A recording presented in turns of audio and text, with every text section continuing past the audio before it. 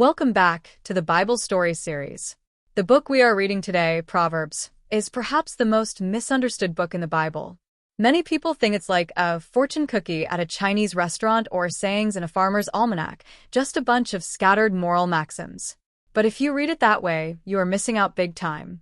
The main author of this book is King Solomon, whom we've introduced before. He was the wisest and wealthiest king in history. In his later years, he condensed a lifetime of observations, formulas for success, and even lessons from failure into this book. The original Hebrew meaning of Proverbs refers to governing or managing. In other words, wisdom does not equal IQ. You might be great at taking tests, but still make a mess of your life. True wisdom is a practical skill for living life well in the real world. It teaches you how to manage your mouth, manage your wallet, and manage your emotions. It's like a minefield survival guide written for young people. If you were to condense the entire book of Proverbs into a single sentence, it would be chapter 1, verse 7. The fear of the Lord is the beginning of knowledge. For those who haven't read the Bible, this might seem confusing. Why should I be afraid of God?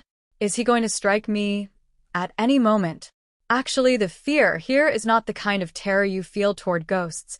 It is a respect for ultimate reality. For example, do you fear gravity? Of course you do. You wouldn't try jumping from the 10th floor just because you're in a bad mood, because you know gravity is an objective law, and if you violate it, you're the one who gets hurt. Proverbs tells us, God established the moral cosmic laws of this world. You reap what you sow. Going along with these laws is wisdom. Stubbornly going against them, thinking you can redefine good and evil for yourself, is called folly. Therefore, fearing God is actually acknowledging that you are not the center of the universe and being willing to humbly learn the operational rules of this world. After establishing the foundation of fearing God, Solomon begins imparting specific survival skills. The topic he talks about the most is speaking. Modern people often talk about verbal bullying, but the Bible already said it 3,000 years ago. The tongue has the power of life and death. Proverbs describes it like this: the words of the reckless pierce like swords, but the tongue of the wise brings healing. Think about it. How many regrets in our lives are caused by speaking too quickly? Solomon teaches us, a gentle answer turns away wrath. This is emotional management. To answer before listening, that is his folly and his shame. This is a communication skill. Sin is not ended by multiplying words, but the prudent hold their tongues. This is self-control.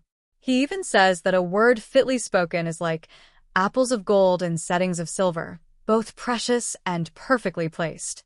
In this era where keyboard warriors run rampant and everyone is in a rush to express their opinions, Proverbs reminds us, keeping your mouth shut often requires more wisdom than opening it.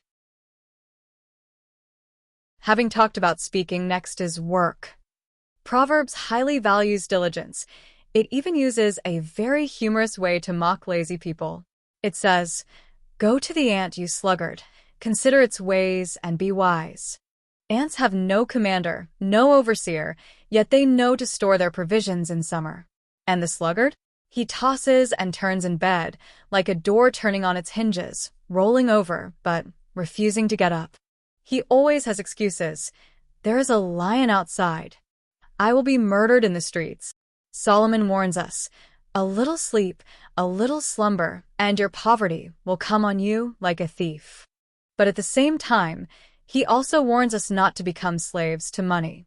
He says, dishonest money dwindles away, but whoever gathers money little by little makes it grow.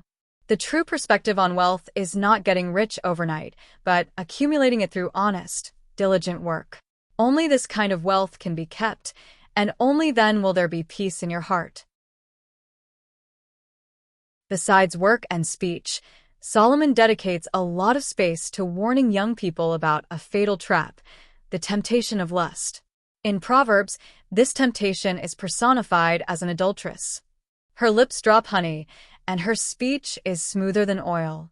She will say to you, I have covered my bed with fine linens. My husband has gone on a long journey. Let's enjoy the pleasures of love. For hot-blooded young people, this is incredibly hard to resist. But the wise can see the end. Solomon says, "The end of this path is as bitter as gall, as sharp as a double-edged sword. Her feet go down to death. Her steps lead straight to the grave."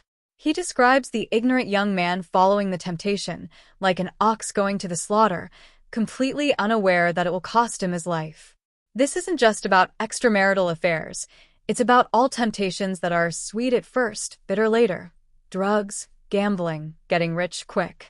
Wisdom is possessing the X-ray vision to see the consequences. You can tell if a person will be successful just by looking at their friends. Proverbs has a famous saying, "As iron sharpens iron, so one person sharpens another." The meaning of this sentence is, true friends don't just eat, drink, and play with you. They are like two pieces of iron striking each other. The process might spark, it might hurt, and there might be conflict, but ultimately it makes both of you sharper and more perfect. Conversely, Solomon warns us to stay away from several types of people. Stay away from a hot-tempered person, lest you learn their ways. Stay away from a gossip, because they will betray a confidence. He even says, wounds from a friend can be trusted, but an enemy multiplies kisses. It's better to have a friend who dares to tell the truth and offend you than a toxic friend who only flatters you to your ruin. This is the Bible's wisdom on making friends. The ending of the book of Proverbs is very beautiful. It concludes with a poem of praise, commending a wife of noble character. This woman doesn't just have beauty, she is full of capability. She runs a business, cares for her family, helps the poor, and when she speaks, it is with wisdom, and faithful instruction is on her tongue. This is not only a praise of women, but also a personification of wisdom itself. Wisdom is like this virtuous wife, worth pursuing and marrying with your whole life. Finally, we must remember, life is made up of countless choices. Every day, we make choices between wisdom and folly. Will you speak good words that build people up, or angry words that hurt them? Will you be as diligent as the ant, or stay in bed like a door on its hinges? Will you revere God's laws, or do you want to play God yourself? Reading Proverbs is to help us choose the path that leads to life when we face these choices.